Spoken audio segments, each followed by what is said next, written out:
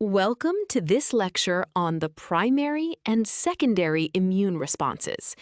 Today, we are going to explore one of the most fascinating and life-saving mechanisms in the human body.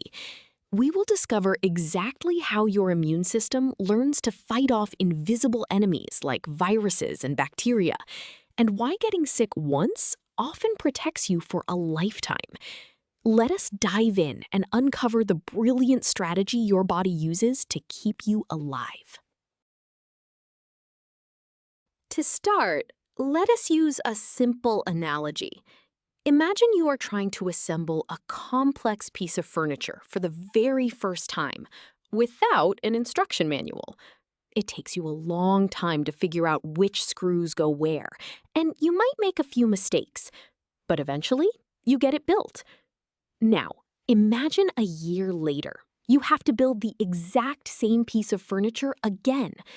Because you have done it before and remember the steps, you build it much faster, with zero mistakes.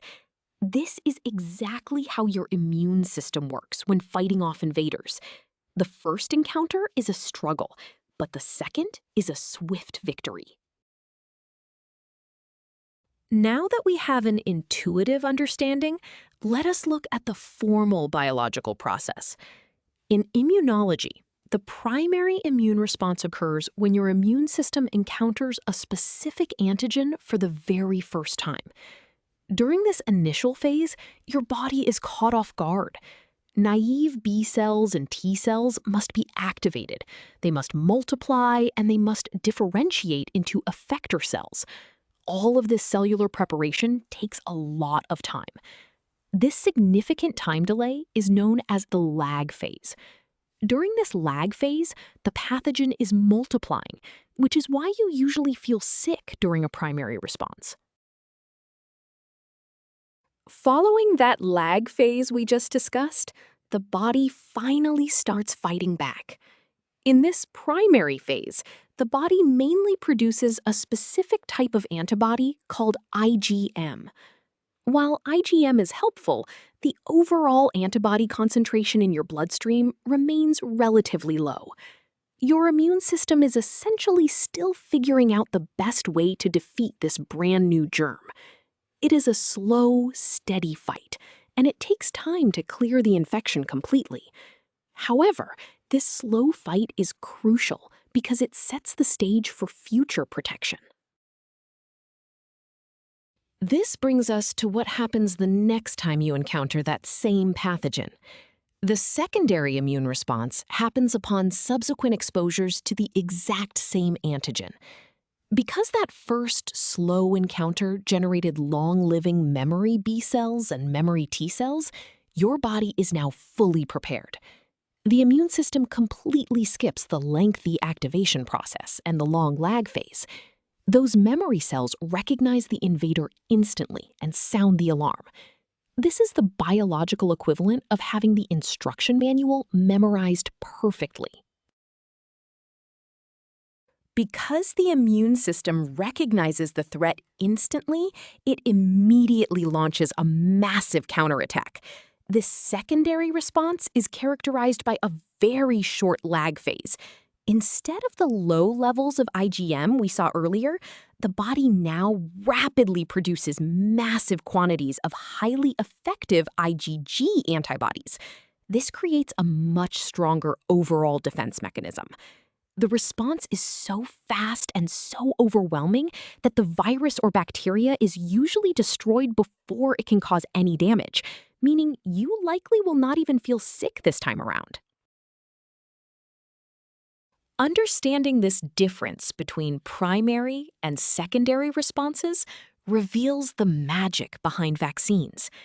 When you receive a vaccine, doctors are intentionally triggering a safe, controlled primary immune response using a harmless piece of a virus or bacteria.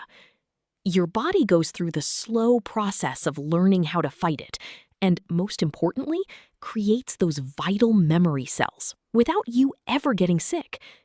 Later in life, if the real dangerous virus enters your body, your immune system immediately launches that powerful secondary response. Without this biological memory, humanity would not survive common childhood diseases. Now that we understand the biology, let us look at the mathematics behind this biological explosion. Once the lag phase ends, B cells begin dividing and pumping out antibodies at an accelerating rate. We can model this using a standard exponential growth formula. C of t equals C naught times e to the power of r times t. Here, C of t represents the concentration of antibodies in the blood at a given time t. C naught stands for the initial concentration of antibodies, right at the start. The constant e is the base of the natural logarithm. The variable r represents the growth rate constant, which tells us how fast the B cells are working.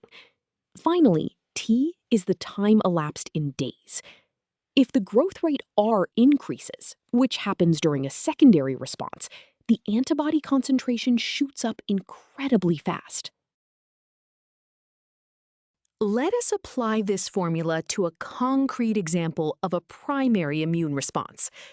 A patient is exposed to a novel virus. After a 7-day lag phase, their immune system begins producing antibodies with an initial concentration of 10 units per milliliter. The growth rate is 0.2 per day, and we want to find the concentration after 5 days. We substitute our given values into the exponential growth equation. The exponent becomes 0.2 multiplied by 5, which simplifies perfectly to 1.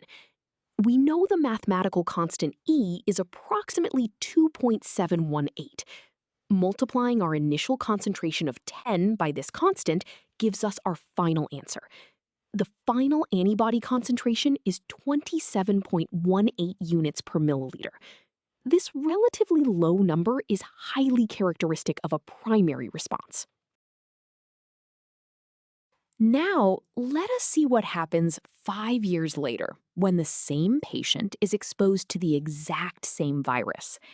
Because of memory B cells, the initial antibody concentration starts much higher, at 100 units per milliliter, and the growth rate is much faster, at 0.8 per day. We want to calculate the concentration just 3 days after exposure. We plug our new, larger values into the exact same exponential growth formula. We multiply the growth rate of 0.8 by the time of 3 days, giving an exponent of 2.4. The value of e to the power of 2.4 is approximately 11.02. Multiplying this by our starting concentration of 100 gives us a massive final concentration of 1,102 units per milliliter. Notice how much faster and stronger this secondary response is. To truly appreciate the difference we just calculated, let us look at this graph comparing the two responses. The horizontal axis represents time in days, and the vertical axis represents antibody concentration on a logarithmic scale. Look at the blue curve representing the primary response. Notice the long lag phase before day 7 and how the curve slowly rises to a relatively low peak around day 14. Now, look at the red curve representing the secondary response, which begins after a second exposure at day 28. The lag phase is almost non-existent. The curve shoots up almost vertically, reaching a massive peak that is orders of magnitude higher than the primary response. This visual perfectly illustrates why immunological memory is so incredibly protective. We have covered a lot of ground today, so let us summarize the key takeaways. First, the primary immune response is your body's slow initial learning phase when it encounters a new threat, resulting in a long lag time and low antibody levels. Second, the secondary immune response is the rapid, overwhelming counterattack launched upon re-exposure, driven by memory cells that produce massive amounts of antibodies almost instantly. Finally, This beautiful system of immunological memory is what keeps us alive in a dangerous world and forms the entire biological foundation for vaccines. By understanding these two phases, you now grasp one of the most profound protective mechanisms in the human body. Thank you for watching.